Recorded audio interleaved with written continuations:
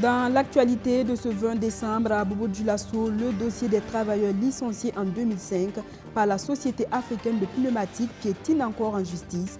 Fatigués d'attendre un dénouement, ils interpellent le président de la transition, le capitaine Ibrahim Traoré, à se pencher sur leur sort afin de leur permettre d'entrer en possession de leur indemnisation.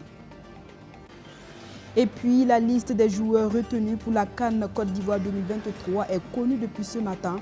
Ils sont 27 étalons convoqués par Hubert Velud pour défendre les couleurs nationales à cette fête du football africain prévue le 13 janvier 2024 au pays de Alassane Ouattara. Voici déclinées les grandes lignes de ce 13h. Merci de nous suivre. Le dossier des travailleurs licenciés en 2005 par la Société africaine de pneumatiques piétine encore en justice. Fatigués d'attendre un dénouement, les victimes en appellent au chef de l'État afin de s'investir pour leur permettre d'entrer en possession de leur indemnisation. Indemnisation qu'ils attendent depuis 18 années maintenant. Face à la caméra de Thomas Koukayao et Soto Justin Dabiré, l'amertume se laissait lire sur le visage des ex-travailleurs de la SAP olympique. Certains n'ont pas pu retenir leurs larmes. Suivez. Cet ancien employé de la Société africaine de pneumatiques SAP olympique a du mal à retenir ses larmes face à l'amertume qui le tourmente depuis plusieurs années. Comme lui, ces anciens employés de la SAP olympique licenciés depuis 2005 disent avoir frappé à toutes les portes pour réclamer leurs droits, mais en vain. Nous avons porté le problème au niveau de l'inspection du travail à Bobo. Quand l'employeur est arrivé, il dit que lui, il ne peut rien faire, et si on peut faire évoluer ça au niveau des juridictions. Le jugement, nous avons rapporté. Le même jour, l'employeur a fait un recours au niveau de la cour d'appel. Quand nous sommes allés à la cour d'appel, ils ont fait le jugement là-bas. Alors, ils ont débouté une trentaine de personnes, soi-disant qui n'ont jamais travaillé à la SAP. Le jour de la délibération au niveau de la cour d'appel, comme on n'a pas eu satisfaction, on a demandé à nos avocats de faire recours au niveau de la cour de cassation à Ouagadougou. Quand on a quitté la cassation, nous sommes allés à l'ALC et il nous promet d'écrire au président du FASO. Alors, il a pu écrire au président du FASO. Maintenant, quelques mois après, il nous a appelé que la réponse est venue de la présidence du FASO. Et on est allé chercher la réponse. On nous a dit de nous référer au niveau du Hkroun. Alors, depuis ce temps, quand on a déposé au Hkroun, jusqu'à l'heure dont nous vous parlons, nous, on n'a pas eu de suite. On est là, on est allé au niveau du ministère de la Réconciliation parce qu'ils nous ont dit que le Hkroun est dissous. Mais comment ces travailleurs licenciés et leur employeur, la SAP olympique, sont-ils arrivés à faire recours à toutes ces juridictions? Ils voulaient nous reverser dans un service de placement qui est Face Inter. On a cherché à comprendre le pourquoi et l'employeur nous dit que nous avons signé plusieurs contrats avec lui et donc qu'il y a une loi. Et l'article 60 à 61 du Code du travail qui disait qu'on ne peut pas renouveler un contrat plus de 2 fois avec la même entreprise, que ça devient un contrat à durée indéterminée, puisque nous, on signait des CDD. Alors, on a essayé de faire une négociation avec lui pour voir comment on peut gérer ces problèmes. Mais l'employeur a refusé. Alors, nous avons porté le problème au niveau de l'inspection du travail à Bobo. Quand l'employeur est arrivé, il dit que lui, il ne peut rien faire, et si on peut faire évoluer ça au niveau des juridictions. Ce qui fait que l'inspection du travail a fait un procès verbal de non-conciliation qu'il a envoyé au niveau du tribunal de travail de Bobo Dioulasso. L'autre situation décriée par ces anciens employés de la SAP olympique, c'est la question de l'attrition à l'UTS et à la CNSS. Nous avons des gens ici qui ont fait 10 ans, 5 ans, qui ont coupé l'air montant sur les bulletins, mais qui n'ont pas été reversés au niveau de la CNSS ni à l'UTS. On a déposé nos bulletins au niveau de la CNSS pendant plus de 4 ans. Ils disent qu'ils vont traiter et ils vont nous revenir. Nous demandons à nos autorités de poursuivre la SAP parce que nos UTS ont été coupés et n'ont pas été reversés au niveau de l'État. Ça, c'est nous tous qui perdons. Selon le porte-parole des anciens employés de la SAP olympique licenciés en 2005, cette rencontre vise à interpeller les autorités actuelles du pays afin qu'une attention particulière soit accordée à leur dossier. Nous comptons beaucoup sur le gouvernement parce que nous savons que la vérité est venue maintenant. Nous avons des veuves qui sont assises, qui sont là. Nous avons des enfants déscolarisés, Vraiment, ce n'est pas simple. C'est un cri de cœur. Nous savons que c'est difficile aujourd'hui pour le pays, mais aussi ce n'est pas simple. L'affaire concerne 101 travailleurs licenciés de la SAP olympique en 2005. Contactée pour avoir sa version des faits, la direction générale de la société de pneumatiques affirme qu'elle va réagir au moment opportun. À Ouagadougou, dans l'arrondissement 11, le moment est opportun pour l'association de défense du droit au logement et les autochtones de Yamtenga pour apporter leur soutien à des résidents menacés de déguerpissement. Un problème de parcelles les oppose à un promoteur d'établissement et des individus. Face à la presse hier, la centaine de résidents sommés de déguerpir insistent et persistent. Ils ne bougeront pas d'un iota, advienne que pourra. Maxime Ilboudou. Un litige foncier oppose les résidents de Yamtenga dans l'arrondissement 11 de Ouagadougou à un promoteur d'établissement. Le dernier aurait, selon la coalition des associations de défense du droit au logement, acquis de façon frauduleuse un espace dans la zone. Sommés de quitter les lieux, les habitants refusent. S'engage alors un bras de fer entre les deux parties à travers des convocations en justice et arrestations de résidents. Après moult tractations, les populations de Yamtenga concernées par le déguerpissement restent campées sur leur position. Pas question pour eux de partir tant qu'ils n'ont pas leur parcelle. Comment tu peux vivre dans un coin depuis 1995, du jour au lendemain, on envoie quelqu'un que c'est pour lui. Ça, c'est à l'État de voir ce problème-là. Quel qu'en soit ce qui va arriver là, personne ne bouge ici. Tu te quittes ici maintenant, or que ton numéro n'est pas sorti. C'est où on va venir recenser ta maison là maintenant. Tu es dans le vide comme ça. On va voir que non, réellement tu vivais ici. Donc pour ça là, on ne bouge pas. La résistance là, on va tenir. À cela s'ajoute une réserve foncière qui fait aussi des gorges chaudes. À ce niveau, le propriétaire terrien décide de reloger les populations en leur octroyant des parcelles. Mais jusque-là, les actions entreprises ont montré leurs limites. La zone dont il nous a octroyé la même, c'est derrière le contournement. Ça fait même plus partie de Ouagadougou. C'est une zone rurale. À 6 km du contournement, côté de la forêt là. Forêt classée là. C'est là-bas. Donc, les gens ont dit ne pas vivre là-bas. Est-ce qu'il reste à savoir même si c'est une zone d'habitation avec le temps. Donc, les résidents ont dit qu'eux ne vont pas aller tant que le mouvement sunnite ne leur donne pas des parcelles avec des papiers clairs, ils ne vont pas partir. Les démarches entreprises par les populations avec la municipalité pour dénouer la crise n'ont pas porté de fruits. Si par exemple la parcelle était vide comme celle-ci, tu viens construire, on te dit maintenant tu es venu construire, c'était pour quelqu'un. Là d'accord, mais ils étaient là-bas. Vous les avez recensés. Ils n'ont pas eu là pour quelle raison? Il faut vous justifier. Oui.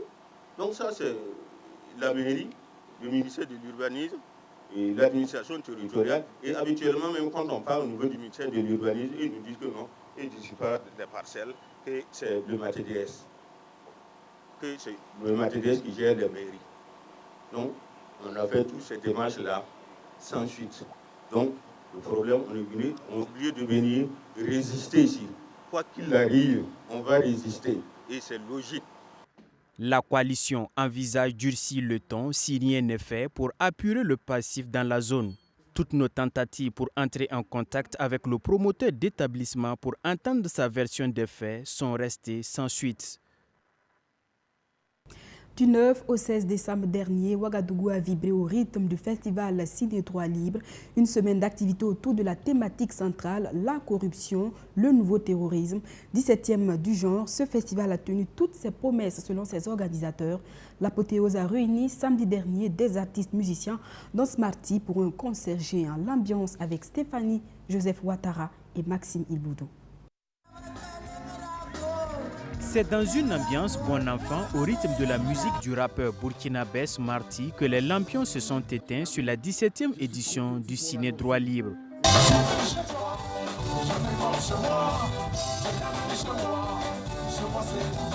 Des centaines de festivaliers venus célébrer la résilience du peuple face au terrorisme et exprimer leur soif de présenter la liberté d'expression quelque peu mise à mal ces derniers temps dans le pays. Un principe que Ciné-Droit Libre a pourtant contribué à construire et à consolider pendant 17 longues éditions. Malgré le contexte général du pays, l'édition 2023 aura tenu toutes ses promesses selon les organisateurs. On a pu relever le défi, on a pu organiser toutes les activités, il y a eu une très forte participation du public, le débat était d'un très haut niveau, les jeunes, notamment les élèves, se sont vraiment impliqués. J'étais très content de la finale des lycées et collèges, où des centaines de lycéens et de collégiens sont retrouvés pour la finale de la caravane que nous avons fait dans 15 lycées et collèges. Et j'étais très fier du niveau des élèves, notamment au niveau des débats du concours d'art oratoire, sur des sujets dont le niveau est assez relevé. Donc je suis un organisateur comblé. Comme les précédentes éditions, la présente met également le 7e art au cœur des activités. Pour le clap de fin, les festivaliers ont pu voir le long métrage intitulé « Construire demain ». Construire demain, c'est un film documentaire. Et si on dit film documentaire, donc c'est la vie, c'est la vraie vie, c'est de vraies histoires, des histoires de jeunes. Là, dans ce film, on suit 5 jeunes qui ont été sélectionnés parce qu'ils sont engagés sur des questions de droits humains. Si on dit droits humains, souvent on dit que c'est de ces gestes sérieux, c'est pour les vieux, c'est pour les gens qui sont dans les ONG. Là, dans ce film, on montre 5 exemples de jeunes qui se battent à travers leur engagement dans leur quartier avec des actions constructives pour construire la société. Donc c'est un film positif qui donne espoir, qui donne aussi une image aux autres jeunes qu'on peut faire quelque chose de bien aussi pour notre pays, pour l'Afrique en tout entière. Diffusion de films, débats, séminaires de réflexion sur les droits humains ont jalonné la semaine de cette édition. Rendez-vous est pris en 2025 pour la 18e édition du Festival Ciné-Droit Libre dans la capitale burkinabé. C'est un autre festival qui a refermé ses portes samedi dernier à Ouagadougou, le festival La Voix de la Kora, une tribune pour valoriser la kora, cet instrument de musique traditionnel menacé de disparition, mais aussi mettre en lumière les instruments à cordes modernes comme la guitare et le violon. L'idée étant de permettre à la jeune génération de découvrir ces instruments et d'autres styles musicaux. Pendant 72 heures donc, les amoureux de la musique et des instruments traditionnels ont été servis. Océane Tabouné, Arsène Konditamdi. Des instruments de musique, de la rythmique et des notes vocales pour tenir en haleine les amoureux de la kora.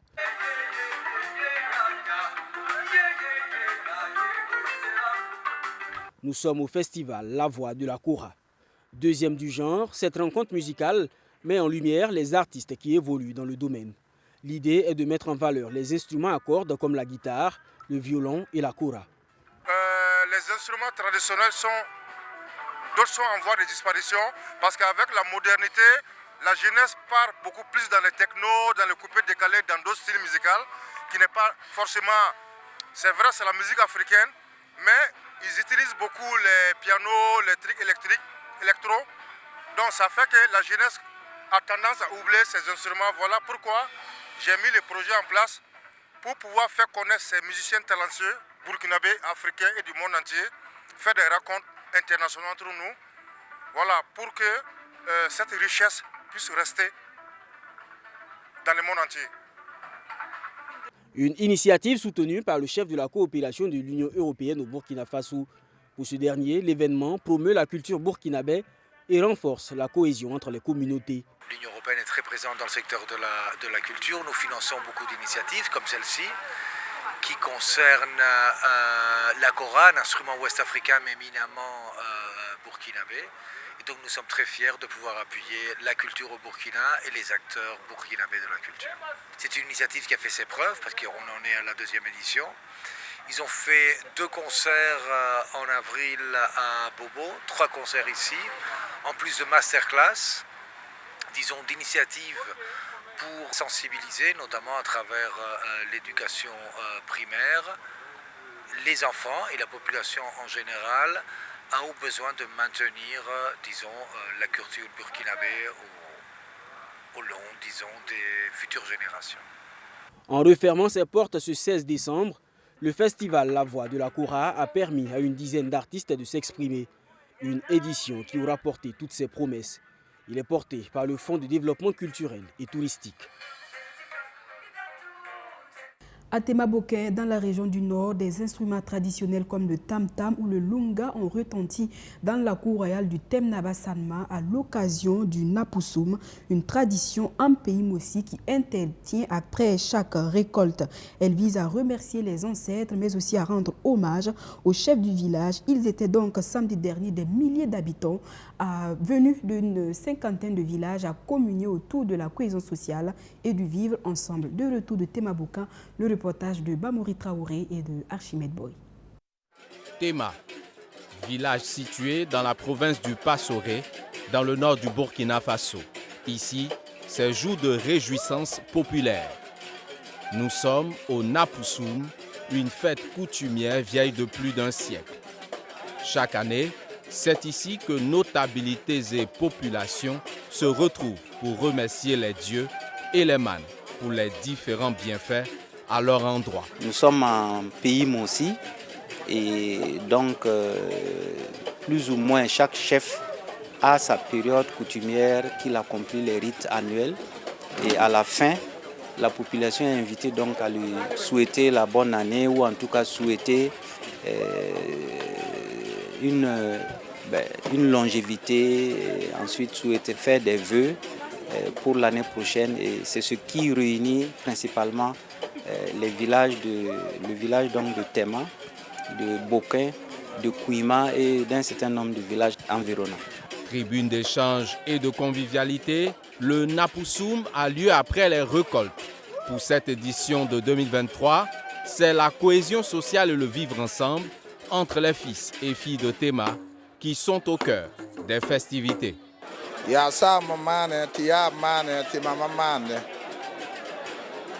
Donc il y a un pou som ya yum yelle. Donc tigisiga saba be auto. Yum santa temna konta asamba la ya kom. C'est une pratique ancestrale. Nos parents le faisaient pour rendre hommage aux ancêtres. Cette cérémonie se veut donc une occasion pour amener la jeune génération à se ressourcer et à connaître leur origine. C'est un cadre pour renforcer les liens entre communautés et améliorer la cohésion sociale.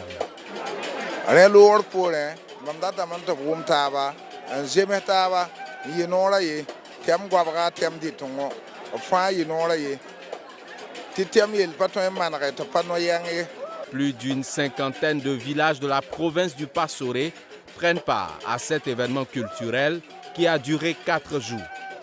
Hormis les instants de réjouissance, Napoussoum est aussi marqué par des rues marchandes et des expositions d'objets d'art.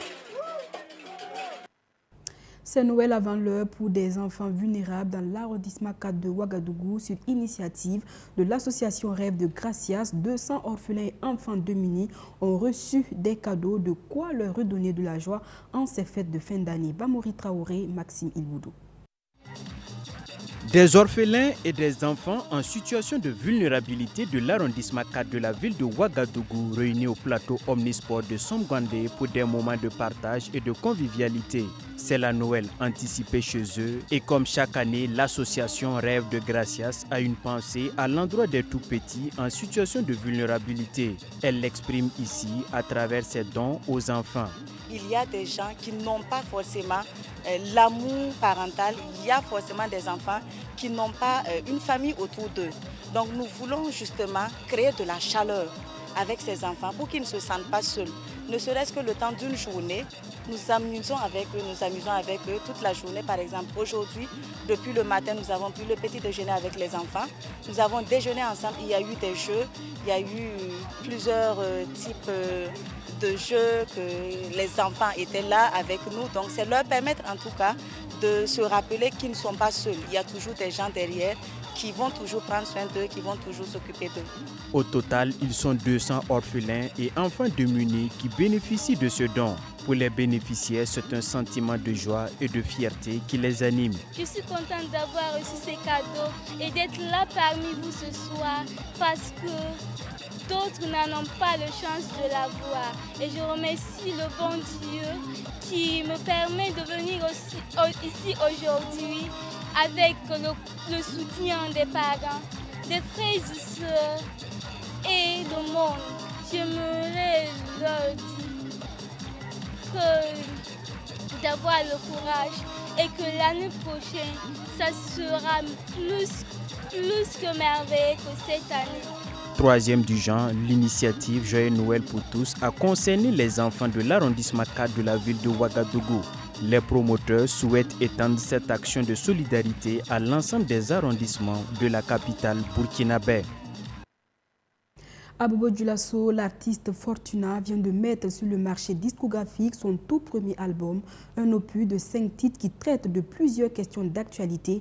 Il magnifie surtout la femme pour sa bravoure et sa résilience. Chantée en français, en anglais et en djoula, l'œuvre intitulée Renaissance a été dédicacée samedi dernier dans la ville de Sia. Allons à sa découverte avec Thomas Koukayaou et Majid Bakwa.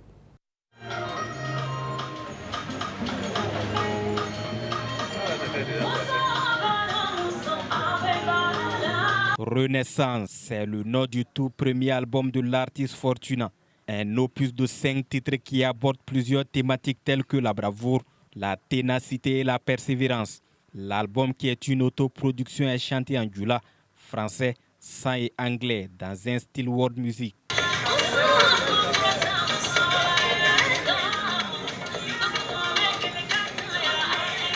Femme battante, c'est clair, c'est dit. C'est pour toutes les femmes qui se battent chaque jour pour gagner leur pain quotidien. Dankantigi Bena Dankano. Quand tu es né pour briller, quelles que soient les souffrances ou les péripéties de la vie, forcé, tu vas réussir. Espérance. Sans espoir, la vie n'a pas de sens. Il faut espérer. On doit sauver notre monde parce que l'environnement qui nous entoure, c'est un environnement que nous devons protéger, nous devons entretenir. Et cette chanson, ça parle du climat, de la végétation, ça parle des animaux. Après son premier échec dans la musique pour plusieurs raisons, cet album sonne comme un retour triomphal de l'artiste sur la scène musicale. En grosso modo, j'ai mis Renaissance parce que pour moi, j'ai eu à faire d'autres travaux qui n'ont pas abouti. Je peux dire que ce n'était pas comme je le souhaitais. Et ensuite, j'ai dû laisser tomber la musique à un moment donné parce que j'étais un peu déçue. Mais après, avec le temps, je crois que je n'ai pas pu m'en débarrasser. J'ai continué à aimer ça encore plus. Donc c'est pourquoi j'ai parlé de Renaissance.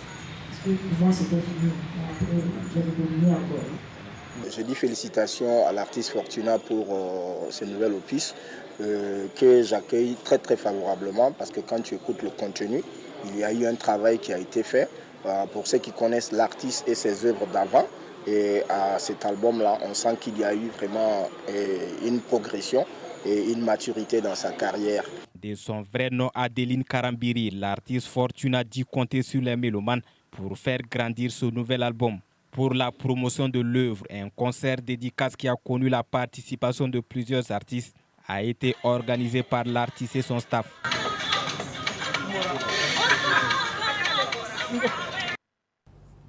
De la musique, on passe à la gastronomie. Toujours dans la ville de Sia, la 2e édition du buffet des viandes a tenu toutes ses promesses. L'initiative de Nadège Zanzé, jeune entrepreneur, vise à proposer une panoplie de viande au Burkinabé et surtout promouvoir le service traiteur au Burkina Faso.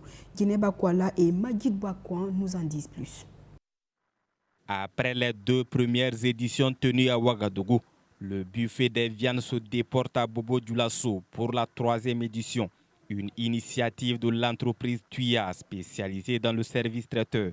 Pour la promotrice du buffet, ce rendez-vous consacré à la viande est une première au Burkina Faso. Le buffet de viande, c'est un événement unique, c'est un événement qui n'a jamais existé au Burkina parce que voilà, c'est un buffet où tu viens, tu as une panoplie de viande, tu as du mouton, tu as du michu de mouton, tu as du bœuf, tu as du porc, cuit de différentes manières. Donc tu payes un forfait et tu viens, pendant un créneau horaire, tu dégustes toutes les viandes de ton choix, dans une ambiance conviviale, dans un beau cadre. Comme son nom l'indique au buffet des viandes, c'est une panoplie de variétés de viande qui est proposée aux invités. On a du michu de mouton au couscous, on a de la dinde farcie, de la dinde au couscous, on a des fricassés de mouton sauce verte, des merguez, du poulet, des saucisses, des entrecôtes de bœuf, du porc, biscuits et quoi d'autre encore, du poulet. On a du poulet barbecue, on a vraiment du poulet pané aussi. Il y a énormément de viande que je ne saurais, la liste est longue. À cette soirée, le dress code a été bien respecté et les invités apprécient positivement le choix porté sur le blanc. Le blanc, symbole de la paix. Le blanc, c'est la paix, c'est la joie. Et avec tout ce qui se passe dans ce pays, c'est le moment pour nous aussi de pouvoir reposer l'esprit et puis bon voilà, oublier un peu tout ce qui se passe. L'intérêt pour moi, c'est d'être avec mes amis, profiter de l'atmosphère qui a été aménagée pour cette circonstance. Et puis profiter de la bonne bouffe. Déjà, de se retrouver dans un cadre convivial avec les amis, la famille, de découvrir d'autres sortes de variétés de viande. Ça se passe très bien, c'est intéressant. On danse bien, on mange bien. Une soirée pleine d'ambiance pour les invités. Des invités qui repartent chez eux avec un sentiment de satisfaction. Rendez-vous est pris en 2024 pour la 4e édition de cette activité qui valorise le service traiteur au Burkina Faso. En sport football, la liste des étalons retenus pour la CAN Côte d'Ivoire 2023 est connue depuis ce matin. Ils sont au total 27 étalons convoqués par Hubert Velud pour défendre les couleurs nationales à cette fête du football africain prévue le 13 janvier prochain au pays de Didier Drogba. Pour tenter de remporter pour la première fois le trophée tant convoité, les étalons vont se préparer du 29 décembre 2023 au 10 janvier 2024 à Abu Dhabi avant de rallier directement Bouaké où ils vont disputer leur premier match. Je vous propose d'entendre le sélectionneur national Hubert Velud. Le début du stage à Abu Dhabi est prévu le 29, début des entraînements, avec un départ le 28. À l'heure où je vous parle également, je dirais à 95%, il y aura un match le 5 janvier, amical, à 95% c'est établi. L'adversaire est encore à désigner. Le 10 janvier, ça c'est de 100%, ça sera contre la RDC, à Abu Dhabi à 16h même. Et pour un départ le 11 janvier pour Bouaké. Alors, le choix d'Abu Dhabi, l'objectif d'Abu Dhabi, c'était vraiment de trouver un coin, de rechercher l'isolement. L'isolement est un coin propice à la concentration et au calme. Et aussi avec d'excellentes infrastructures d'entraînement et d'organisation autour de l'équipe. Également une possibilité d'organiser des matchs amicaux puisque plusieurs sélections sont là-bas pour se préparer. La dernière CAN, il ne faut pas oublier que le Burkina Faso s'est préparé dans la même région et j'ai eu des retours très favorables des membres du staff technique qui ont participé à cette dernière préparation. Donc ils m'ont décrit leur dernière préparation qui était très très positive. Les possibilités de gagner la CAN. Elles existent, c'est évident. Nous, moi et le staff technique et les joueurs, on veut faire ce que personne n'a réussi à faire au Burkina jusque-là. On veut faire ce qui n'a jamais été fait. La phase de groupe, si on arrive à se qualifier pour les huitièmes, pour la suite après la phase de groupe, tout est possible. Dernier point de ce journal, la première édition de la Coupe de la Ligue du Centre-Sud a pris fin le 16 décembre dernier sur la pelouse du stade régional de Manga. La finale a opposé Majestic de Saponé à l'Union sportive des fonctionnaires du Zunwego. Majestic n'a pas eu à forcer son talent pour s'adjuger le trophée avec un triplé de Salif Titita. Le résumé de la confrontation avec Madi Zongo et Maxime Ilboudou. Un match sur la pelouse de Manga, c'est mettre au goût du jour le mauvais état des infrastructures du 11 décembre.